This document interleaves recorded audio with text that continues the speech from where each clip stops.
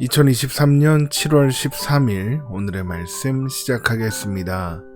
오늘 나눌 말씀은 요한복음 1장 1절에서 3절 말씀입니다. 태초에 말씀이 계시니라. 이 말씀이 하나님과 함께 계셨으니 이 말씀은 곧 하나님이시니라.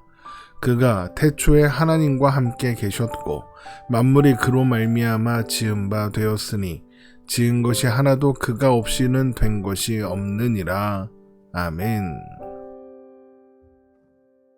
요한복음은 예수님을 통해 하나님이 어떤 분이신가를 드러내는 책입니다. 요한복음 1장 18절입니다.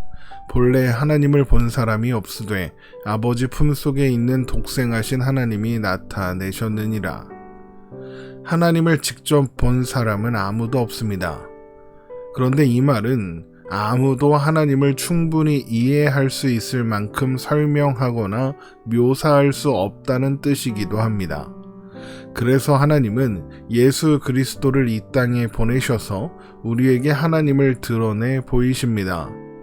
하나님은 독생하신 하나님 예수 그리스도를 통하여 하나님 자신을 우리에게 설명하시는 겁니다. 그래서 요한복음은 예수님을 말씀이라고 부르는 겁니다. 요한복음 1장 1절에서 2절 말씀입니다. 태초에 말씀이 계시니라. 이 말씀이 하나님과 함께 계셨으니 이 말씀은 곧 하나님이시니라. 그가 태초에 하나님과 함께 계셨고. 태초에, 그러니까 창세 전부터 말씀이 계셨는데 그 말씀은 하나님과 함께 계시는 하나님이랍니다. 그리고 만물이 말씀이신 하나님으로 말미암아 지은 바 되었습니다. 요한복음 1장 3절입니다. 만물이 그로 말미암아 지은 바 되었으니 지은 것이 하나도 그가 없이는 된 것이 없느니라. 예수님 또한 창조주 하나님이시다라는 것이죠. 흥미롭게도 창세기를 보면 하나님께서 창조를 이루는 주체를 우리라고 말씀하시는 장면이 나옵니다. 창세기 1장 26절입니다. 하나님이 이르시되 우리의 형상을 따라 우리의 모양대로 우리가 사람을 만들고 그들로 바다의 물고기와 하늘의 새와 가축과 온 땅과 땅에 기는 모든 것을 다스리게 하자 하시고. 사람을 창조하시는 하나님께서 그 사람을 우리의 형상을 따라 우리의 모양대로 우리가 사람을 만들자라고 하십니다. 그러니까 창조를 이루는 주체는 하나님이시지만 하나님은 우리로 표현되는 복수라는 것입니다. 우리는 하나님께서 스스로 나타내시는 우리가 의미하는 것이 무엇인지 많이 들어서 알고 있습니다. 바로 성부 하나님, 성자 예수님, 성령 하나님, 이렇게 성삼위 하나님입니다. 그런데 삼위 하나님은 또한 하나이십니다. 여기에서 하나라는 것은 수적으로 하나라는 의미라기보다는 성품과 능력과 종기와 영광에서 동일하시다, 똑같으시다 라는 의미입니다. 그것을 합쳐서 본질상 동일하다, 본체이시다 이런 표현을 사용합니다. 빌립보서 2장 6절입니다. 그는 근본 하나님의 본체시나 하나님과 동등됨을 취할 것으로 여기지 아니하시고. 그러니까 삼위 하나님은 각각 본질에서는 그 차이가 없지만 각각 구별된 주체로서 구별 또한 된다는 겁니다. 그래서 성부 하나님을 아는 것은 곧 성자 예수님과 성령 하나님을 아는 것이고 성자 예수님을 아는 것은 곧 성부 성령 하나님을 아는 것이며 성령 하나님을 아는 것은 성부 성자 하나님을 아는 것입니다. 그냥 똑같은 말을 반복하는 것처럼 보일 수 있겠지만 그래서 우리는 예수님을 통해서 하나님을 보고 하나님을 발견하며 하나님을 이해할 수 있는 겁니다. 그리고 이것이 요한복음이 예수님을 말씀이라고 부르는 이유입니다. 하나님이 누구신가, 어떤 분이신가를 우리가 이해하지 못하니까 예수님께서 하나님이 누구신지 가르치고 설득하시기 위해 친히 육신을 입고 오신 겁니다. 그래서 예수님은 말씀입니다. 우리가 말을 하는 이유가 무엇입니까? 여러 가지 목적이 있겠지만 보통은 설명하기 위해서입니다. 나의 상태와 상황, 내 생각과 마음을 설명하기 위해서 우리는 말이라는 걸 사용합니다. 그런데 예수님이 말씀으로 우리에게 오셨습니다. 이 말은 예수님이야말로 하나님을 우리에게 전달하고 설명하는 데 있어서 가장 최선의 방법이라는 것입니다. 요한복음 14장 6절에서 10절 말씀입니다. 예수께서 이르시되 내가 곧 길이요 진리요 생명이니 나로 말미암지 않고는 아버지께로 올 자가 없느니라. 너희가 나를 알았더라면 내 아버지도 알았으리로다. 이제부터는 너희가 그를 알았고 또 보았느니라. 빌립이 이르되 주여 아버지를 우리에게 보여주옵소서. 그리하면 족하겠나이다. 예수께서 이르시되 빌립아 내가 이렇게 오래 너희와 함께 있으되 내가 나를 알지 못하느냐. 나를 본 자는 아버지를 보았거늘 어찌하여 아버지를 보이라 하느냐. 내가 아버지 안에 거하고 아버지는 내 안에 계신 것을 내가 믿지 아니하느냐. 내가 너희에게 이르는 말은 스스로 하는 것이 아니라 아버지께서 내 안에 계셔서 그의 일을 하시는 것이라. 너희가 나를 알았더라면 내 아버지도 알았으리로다 라고 하시면서 나를 본 자는 아버지를 보았거늘 이라고 하십니다. 또한 내가 너희에게 이르는 말은 스스로 하는 것이 아니라 아버지께서 내 안에 계셔서 그의 일을 하시는 것이다 라고도 말씀하시죠. 그러니까 예수님이 하시는 모든 말씀은 모두 우리가 하나님을 이해할 수 있도록 하기 위해서라는 것입니다. 사실 예수님이 하시는 말씀뿐만 아니라 나타내시는 사건, 상황, 행동 하나하나가 모두 그렇습니다. 하다못해 예수님께서 휴지 한 장을 떨어뜨리신데도 예수님이 하셨다면 거기에는 반드시 무슨 의미가 있는 겁니다. 이렇게 예수님의 생애 전체가 하나님에 대한 설명인 것이죠. 그래서 나를 본 자는 아버지를 본 것이다 라고 말씀하시는 겁니다. 하나님을 본 사람이 아무도 없는데 예수님께서 그 하나님을 나타내신 겁니다. 그래서 예수님이 말씀이신 하나님이다 라고 요한복음이 말하고 있는 겁니다.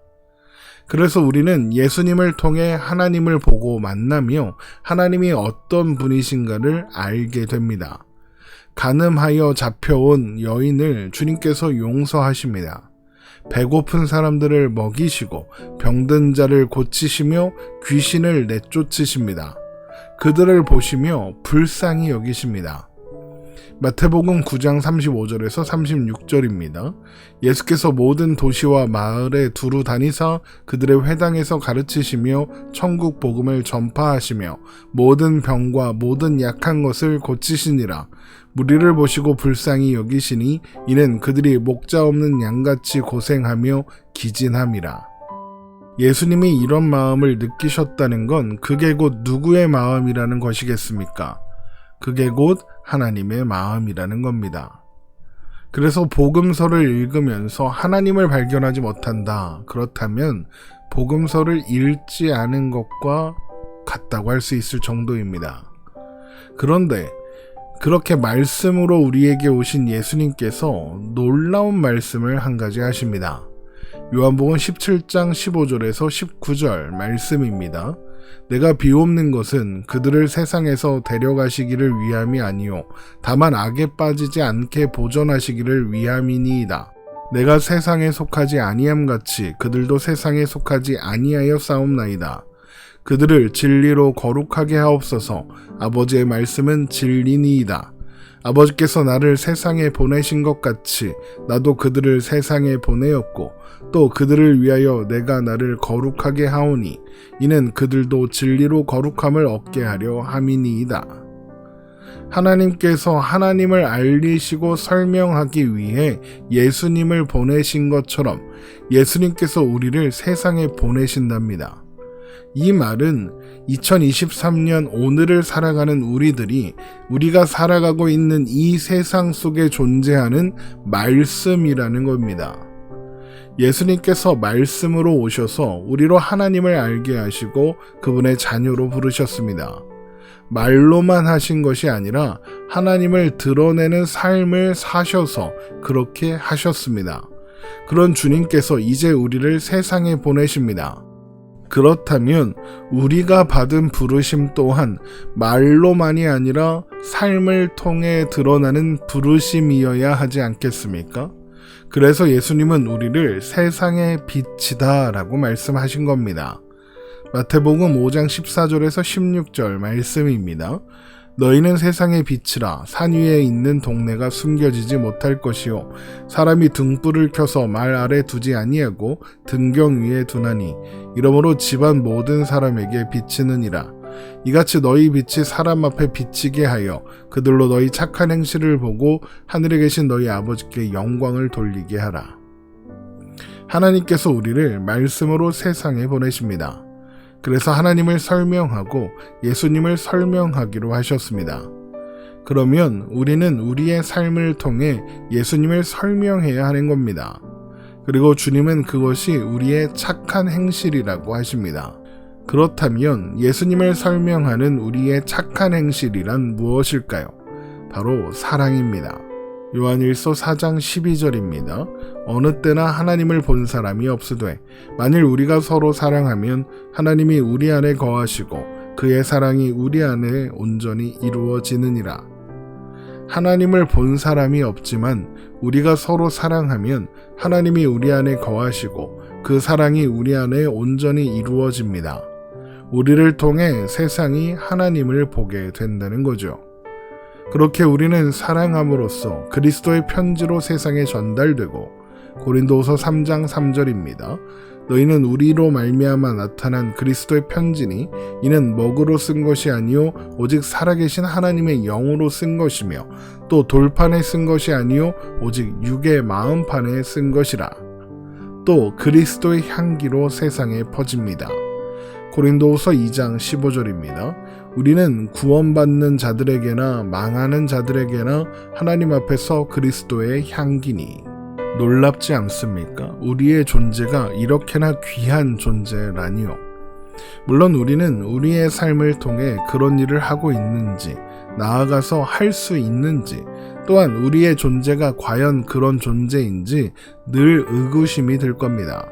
우리는 연약하고 미련한 본질상 진노의 자녀였던 존재들이었으니까요. 그러나 우리가 잊지 말아야 하는 것은 하나님께서 우리를 자격이 있어서 부르신 것이 아니라는 사실입니다. 본질상 진노인 자녀인 우리에게 어떤 자격이나 조건을 찾을 수 있었겠습니까?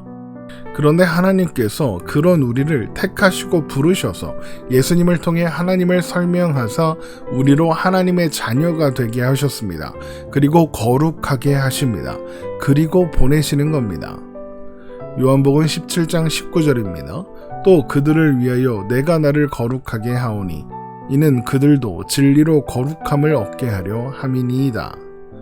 예수님께서 우리가 거룩함을 얻게 하십니다. 그리고 보내시는 겁니다. 예수님이 우리의 거룩함이 되시고 보내시는 거죠.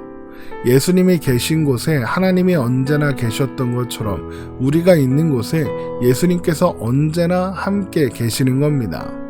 고린도전서 1장 30절입니다. 너희는 하나님으로부터 나서 그리스도 예수 안에 있고 예수는 하나님으로부터 나와서 우리에게 지혜와 의로움과 거룩함과 구원함이 되셨으니. 우리가 빛이고 편지고 향기인 것은 우리가 그런 존재이기 때문이 아니라 하나님이 우리와 함께 계시기 때문입니다. 우리 안에 지혜와 의로움과 거룩함과 구원함이 있는 것은 모두 예수님이 우리 안에 계시기 때문입니다. 그러므로 하나님을 의지하고 예수님과 함께 성령님의 도우심을 구하며 오늘을 살아가면 되는 겁니다. 그 오늘의 삶을 통해서 하나님과 동행하는 그 동행을 통해서 하나님은 우리를 이 세상의 빛으로 편지로 향기로 삼으실 테니까요. 하나님께서 우리를 은혜와 진리로 충만케 하사 그렇게 하실 것입니다. 오늘 말씀 이렇게 마치겠습니다. 오늘도 복된 하루 되시기를 주님의 이름으로 축원합니다.